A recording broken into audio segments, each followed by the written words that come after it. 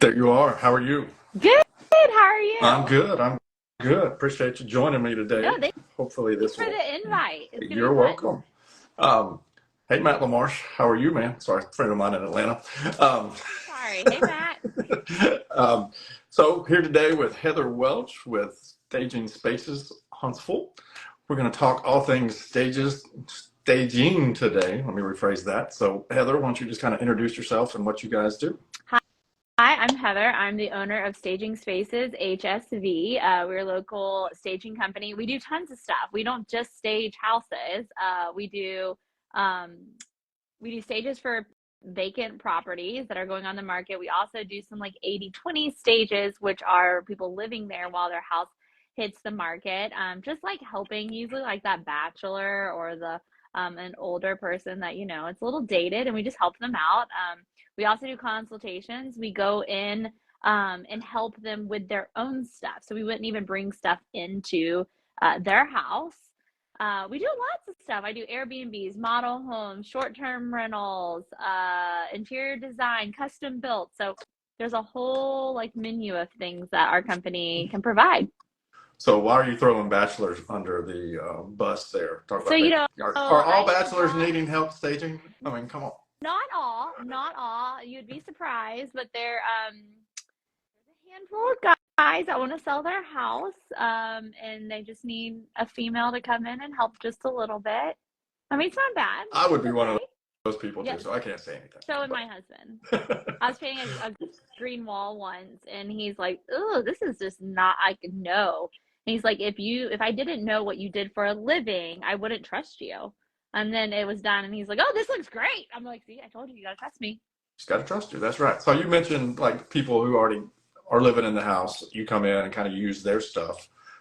That's kind of what you and I. Sorry, laughing at Matt's response. Um, So you and I both basically right now have worked together several Hmm. times, and most everything that you and I have done has been the consultation aspect where you come in and help people with their current furniture and everything. Can you kind of talk about how that works? Because I know several of the responses I've gotten is she going to bring her own stuff? Do I have to hide my stuff? How does that work? So why don't you tell everybody how that works? So I just go in and we go through the entire house. It could take anywhere between 30 minutes and an hour and a half. We start at like the least amount of work that they think would ever have to be. So it'd be like maybe an office or an upstairs guest room or a kid's bedroom, just so I can show them how the process is that we're going to go through the whole house. I leave my larger areas for the end of it because that's the hub of everything. But I just want them to know how when we get to the larger areas, how we're going to be working in that room already. And so we just go through highs and lows, give them ideas of what we should do, what we shouldn't do, if we need to change things, if we need to pull furniture out, which is most of the time. There's just a lot of furniture in a room. Less is best with staging and selling. And we put them in the garage, we'll throw it in other closets, we'll just move things around. Bar stools are a big thing. A lot of people have like that high back, which is comfortable and that's living, but it shuts the eye off of the whole kitchen. Like if you have a high back bar stool, all I see is that back of that bar stool, and I can't see the kitchen. If you're in the kitchen and there's a high back bar stool, I can't see that living room or that dining room because all I see is over the countertop is that high back. So I'm like, well, let's remove those. And a lot of people just don't know a couple tricks and tips of that, and I just want their house to look the best it could look before pictures because the market's just weird right now. Things are sitting, things aren't sitting. It's just weird, and so we want to start our best foot forward, and having the best pictures is going to get you the most people in that first, I would say, 3 to 9 days is very very, very, very important. And what I'm seeing right now is realtors are working backwards. And so they go through the house, they get their pictures, they list, and then it's sitting for a long time. I mean, I don't think 3 weeks is a long time right now. Some realtors do, because of what we just went through, Oh the yeah. epidemic and everything of the houses just flying off the market and within hours. So right now they're sitting a little bit longer, but then I'll get that house that's been sitting for 2 months, 3 months, 4 months, and we've already lost all of that foot traffic. And it's like, also it's more money for the realtor because the realtor has to now pay for the staging, or they can negotiate with their seller. And then they have to redo pictures, and then we've lost time. And so working backwards is just, it's a nightmare. It's a nightmare for everybody. It is. And Matt in Atlanta has got a great question. So his is, what's the biggest mistake sellers make when staging their home themselves without your professional help? What's the biggest mistake they make? What I see. I would say we could have a good listing, the realtor could have a really good listing. And I look at pictures on Zillow, and they've not had a professional come in to tell them what they need to do for their pictures. And it's like cluttered countertops, or the furniture's not in the right place. Another thing is rugs, if they're not like where they're supposed to be. So there's a difference between functional living and staging living. I have 4 kids. I can't live in a staged house. It's not functional. But to sell your house, you need your house to look staged and not livable. And that's another thing that people struggle with when selling their house. Like, we need to move your stuff around. We have to clean this out. That's the biggest mistake, is also paint colors. Like, we get really, really bright paint colors, or yellow paint colors, or, things that they like. Another thing is the value of the house is always based on the person that's selling the house and what they value their house, or their belongings, or their couch isn't what the market's calling for it. So those are another mistakes that I see. So you mean like the bright green wall is not what people want to see in pictures and stuff? Surely you don't mean paint colors make a difference in selling a house. Yes, paint colors make a huge difference in selling the house. I'm the type of person, I always walk in a house and think, like, if I were to buy this house, like, what am I going to have to do to live here? And so you have this, mentally, women have this list of like, well, it needs a new stove, or it needs new flooring, or the carpets need to be changed, or the paint colors need to be changed. And if the seller can take something off that mental load, it would help the potential buyer. And so if we could start with just a very light white or creamy, that's livable, rather than navy blue behind me, and it might not be there too. I'm like, we're gonna have to change that, and that just adds to their list. Does that make sense? No, it does. I wasn't going to say anything about the color choice behind you. It's okay. I love it. Well, it's obviously it's my office. I'm just kidding with you. So what else? I know, I always tell people to prepare to take down the family wall of fame, like their 12-foot hallway with all the family pictures. What else besides, kind of making rooms look bigger, do you see kind of the biggest mistakes out there for selling? So a lot of people ask me exactly what you just said. Let's just start to the beginning of your question, is with family pictures and custom, word signs. I think I work with a lot of different realtors, and every realtor has a different preference. And so I always revert back to what is the preference for that realtor, their realtor. Some realtors don't care. If we have like a huge hallway and it's like 50 pictures, I'm like, yeah, let's cut this in half or take it completely down. If it's just very tasteful, I'm like, I think it's fine. I think it's preference. I mean, like, calendars need to be removed. Anything with your last name, like date, I always recommend removing, because they're going to look you up on Facebook and they're going to find you, which I'm not a realtor, so I don't know what information they really get. And I would be like, ooh, would they have birthday parties in this house? Let's look what the house looks like whenever it's decorated this way. That's just the way that I think. And so there's that. The second part of your point, what was it again? It was no, I think you covered it. I think just some of the other common mistakes people make, besides just not having the rooms feel big enough. Oh, big enough. Taking out stuff. That is the key. Like, taking out things, clearing walls. That is key. And a lot of people think it looks empty because it's okay. This is a perfect analogy. You decorate for Christmas. You have your Christmas tree up, you have your mantle done, you have your throw pillows, you have all this Christmas stuff that's decorated. After Christmas, you take it down. When you take all of that down, it looks so empty and so bare, and you go, I need to go to Hobby Lobby to buy stuff. When you're selling your house, We need it to feel empty, bare, with a warm touch. Gotcha. So with the holidays coming up, sorry, you may be able to hear my cat scratching on something behind me. Oh, Sorry. you're fine. With the holidays coming up, how do you strike the balance of staged versus holiday decorations?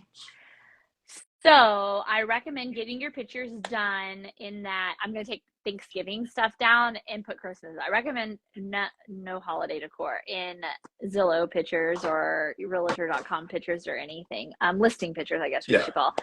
Because if it's still on the market in January or February, it's immediately going to be like, it's going to be a red flag of, hey, this has been sitting on the market for a really long time. But I have had realtors that have had empty houses and they're like, hey, can you come stage a Christmas living room for me? And we're going to do like a big open house. And so I will put a Christmas tree up and bring in, like decorate the mantle and stuff. So again, it's preference. If you're going to do events there, or if you're going to do multiple open houses, the end of November, December, and it's empty, might as well just do a whole living room. Yeah. So we kind of talked a lot about what families can do or potential sellers can do for staging. What would your advice be to agents who are listening to this who are like, I don't want to have to deal with bringing a stager in? What's your spill to them on the benefit of using you? So I run into a lot of people saying, I've been in this business for 20 years. Oh, good. I've It's not been this just you, huh? No. Or I've not been just this me. Sorry. builder I've been doing this for, whatever, X amount of years. I've never had to use a stager. I've never used a stager. And then I have the other end of the people that hit becoming realtors in 2020, 21. And they're like, oh, I've been doing it since 2020 or 2021. And they're flying off the shelves, And so I've had such a mix of people that truly believe in it and truly don't believe in it. I obviously believe in it. I definitely think there's a big myth, and I know I think I've discussed this with you before, is that everyone thinks anything over 400,000, 6, 7, 800, $1 million house needs to be staged. I actually don't believe that. I am the opposite. I believe that anything under 400,000 needs to be staged. I also think that aligns with what my belief system is of wanting to help people feel secure about their purchase when they are a middle to low income family. That's just my heart. Is I want them to know that you can have this little tiny 2-bedroom, 1-bath, or 3-bedroom, 1-bath, 2-bath, working class family, single mom or single dad, and still have a really nice house. And so I believe those little tiny houses are super important to be staged. I just want the buyer to be confident. And I also want the seller to be confident in what they have loved. And I believe when a house is staged, it does bring a confidence that a house not staged is bringing. I have staged multiple houses this over the last 3 years. There's one street or a very small neighborhood and 3 houses are not staged. We stage one house from another realtor because they believe in it. That house sells pretty fast and those houses are still sitting. I've had in 20, it was probably 21, 22, multiple times that happened. And those realtors with those empty houses are like, well, why isn't my house selling? And I'm like, this one was staged and this isn't. I also believe that whenever a potential buyer is walking into the house, I believe that first 5 to 10 seconds, how it feels and how it smells is the most important. I believe that they could walk in and say, I could live here. I could raise my family here. I could grow here. Whatever they're needing in that home that they can do when it is staged, like rugs, 8x10 rugs, they make a huge difference on how it feels, how it sounds, the temperature. And there's so much that your body can feel that people don't even realize, and staging brings that aspect. So you mentioned kind of staging an empty house. How much of an empty house do you feel like should be staged? Every room, just maybe a couple of rooms? What's your suggestion there? So everyone always asks about pricing, and I don't have a set price list. And the reason why is because I believe it's like the a la carte at the Mexican restaurant, is every house is different. So some houses need an office. Some houses need a dining room with a breakfast table. So that a breakfast table is different. Some have a living room and some have a sitting room. Some have one a master, one doesn't. You know, I believe when they're older houses, bathrooms really are important. Whenever they're older houses, newer houses, it's not that important. Um, Kitchens are very important, which a lot of realtors are like we'll just go like two or three things, but that's where the gathering normally is the kitchen. The living room is very important, a dining room, or just the breakfast area. It depends also, like when you walk into the door of the house, and you know, those $500,000 homes, you walk in and then they have the formal dining, then the office, a little hall right into the Yep. living room, kitchen, and breakfast. Well, we can't, I don't think it would be right. We can't, I can do whatever the realtor or the potential, or no, the seller wants, but recommend, I think we need to hit those two rooms and what we see there, Yeah. you know. But if you're walking directly into a living room, I believe just the living room, kitchen, breakfast. If it's an older house, then we need to hit the bathrooms. So everything is different. Like every listing is different. So it just depends on what they need and what they want for their client. And I always recommend is send me the address, send me pictures and videos of what you have, or I'll look at past listings. And then I do a recommendation of, I think this is what it needs. A lot of realtors like master bedrooms. I don't think that's necessary. I think it's a waste of money on some listings. And that is another thing really quick is I'll never waste my realtor's money. I'd be like, no, it doesn't need it. Like, don't waste the money on that room. Let's put it somewhere else, or you just don't even need to do it. I always stage with queens. So if it's a $600,000 home and the room is ginormous and we put a queen in there, it would look stupid. It would look dumb. And also, I believe if it is common sense that this is the master, then that person that's buying the house knows if we're going to put a queen or a king, what they sleep in at night. Yeah. And it's just common sense to me. Now, if it is a confusion, like of where is the master, or this could be a master, some have double.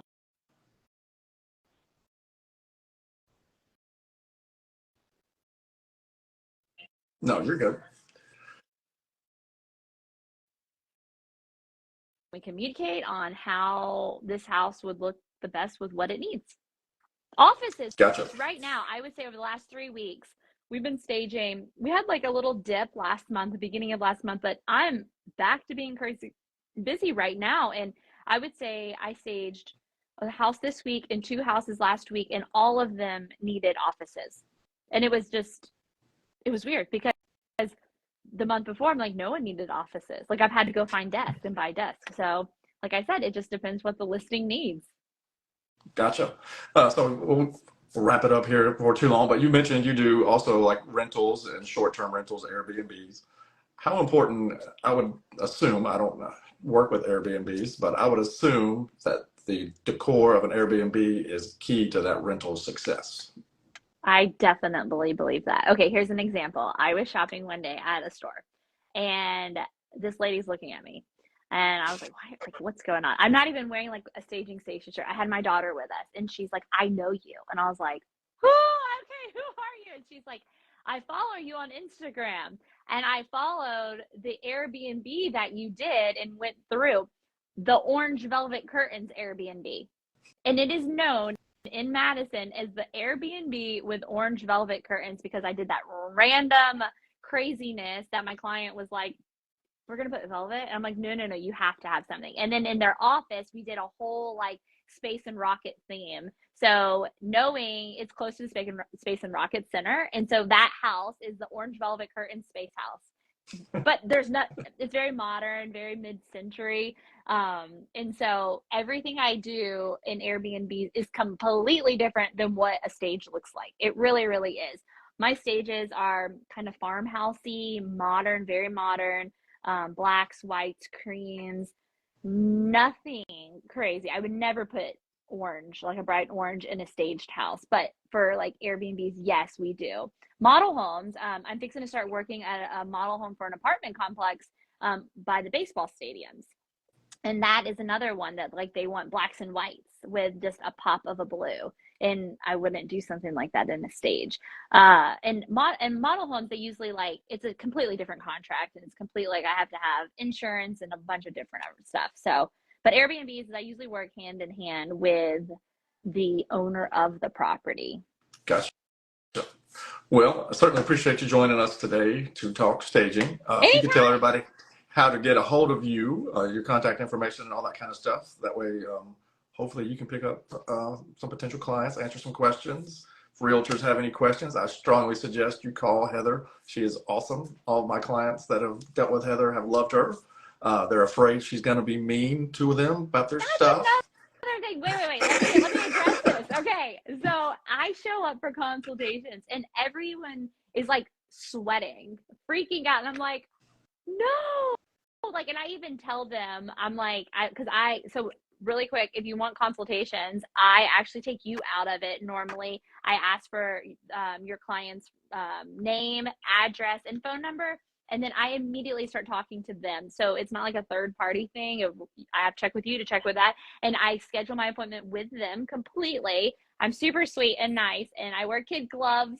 And I tell them, please do not even clean your house. Like, do not clean your house. Do not pick anything up. We will go through it. It's okay. Trust me. I've seen a lot of stuff. And so, yes. And then at the end, they're like, oh my gosh, you're so nice. And they'll end up texting me days later, asking questions and stuff. So, but yes, everyone is so nervous. And I promise I've never been mean ever. No, everybody that I've sent to you, they love working with you. So Thank you. if you would just give everybody your contact information or whatever, how to get a hold of you, and hopefully they'll reach out. You can find me on Instagram. That's the easiest. Like my page, send me a message. I'll give you my phone number if you need it. Also, I'm on Facebook, but we're on Instagram. So just go ahead and like my page, follow me. And Gotcha. if you need any help, just let me know. So her page, just in case you can't see it in the live, yeah. is Staging Spaces _HSV, correct? That's all right. Me. So Heather, thank you for taking some time with us today. It's great talking to you. And if hopefully I'll have another client. Realtor wants to do this, let's do it. It's fun. Yeah, and hopefully I have another client to send you before too long. So. All right, thank you so much. Have a great day. You too, Heather. Thank you. All right, bye.